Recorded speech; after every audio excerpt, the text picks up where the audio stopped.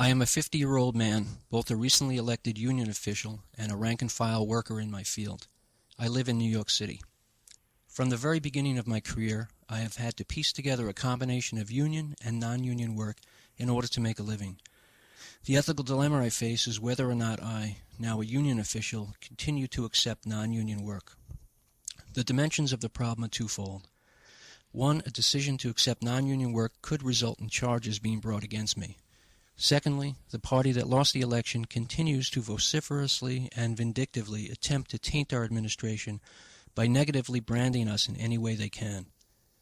Certainly the union discourages workers from accepting non-union work. In fact, the bylaws prohibit it. However, such prohibitions are never enforced. That is because organizing non-union shops has always been difficult. In addition, at a time when work of any kind is at an all-time low, union work is ever decreasing, and non-union companies seem to crop up daily. I have been a member of the union for 25 years. I believe in unions and what my union in particular can do to help improve workers' lives. And I try to do that every day. Years before I was elected, other workers knew that I was a strong union person.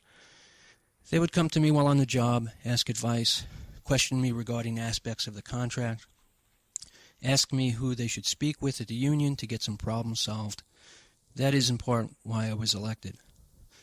My modus operandi has always been to favor the union work over the non-union.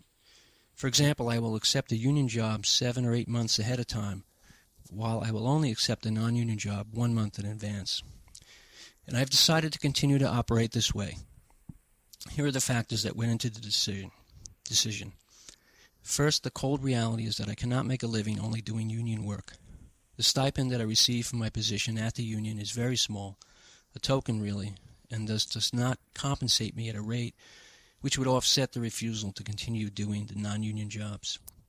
Secondly, if I remove myself from the non-union shops, I no longer have the ability to observe and assess the extent of that end of the business. Further, if I do not observe and cull negatives from that work experience, I have no ammunition to explain to those workers how the working conditions would improve once the employer is under a union contract. Removing myself from those workers also denies them access to discuss with me ideas of how to bring that particular employer under the contract. Finally, when I am on those jobs, I also see who is there. This facilitates the putting together of a profile of the workers, which helps us with the future organizing of that shop.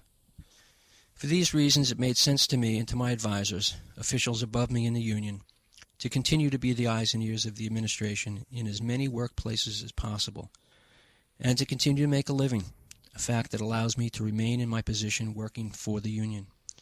As far as the second dimension of the dilemma, being branded a scab by the other party, I decided that although it could happen at some point, it may or may not impact upon my future election.